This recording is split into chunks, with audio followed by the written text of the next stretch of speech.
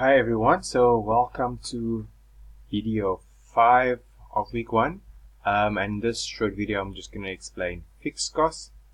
So just to backtrack quickly, so all costs are either fixed or variable, as well, or mixed, which we'll discuss in the next video. We've discussed variable costs in the previous video, which is basically a cost that changes with production or varies with production, and so a fixed cost is basically the opposite. It's a cost that is unresponsive to the changes in the level of production and or sales activity. So effectively it's basically a cost that does not change when production or sales changes. Alright, so typically these costs include fixed manufacturing overheads. So fixed manufacturing overheads would typically be the salary of the foreman of the factory, or the rent of the manufacturing facility.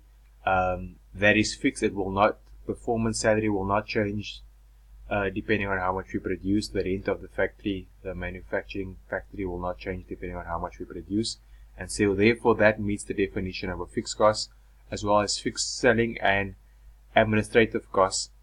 Those would also be fixed costs because they will be unresponsive to sales or production.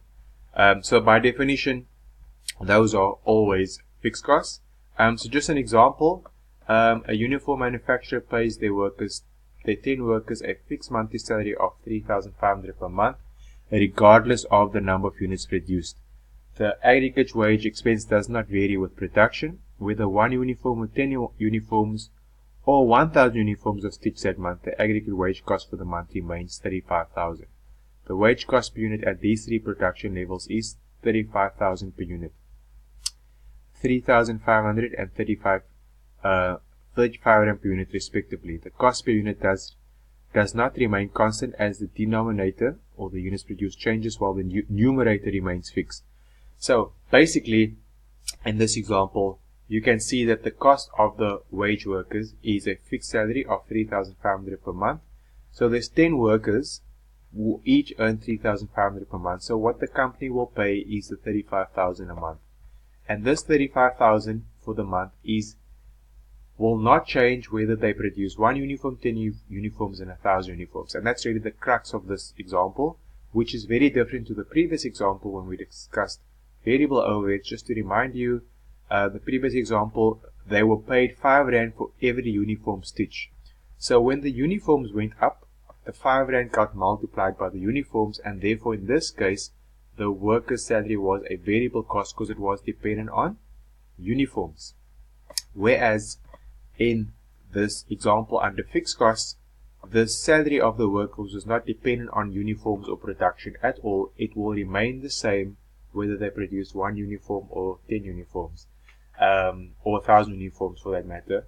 And so therefore, by definition, the wages of the salary of the workers in this example is a fixed cost. Now, very important to understand that in later examples, when things become a bit more advanced, you can see here in both cases it's payment for the workers. However, in the one case, it's a variable cost because the workers' payment was dependent on production, so therefore it was a variable cost.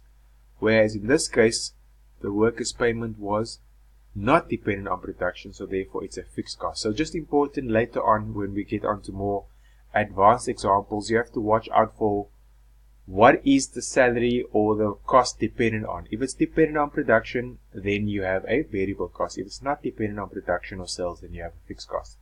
Alright, that's it for this video. Check back soon. Thanks.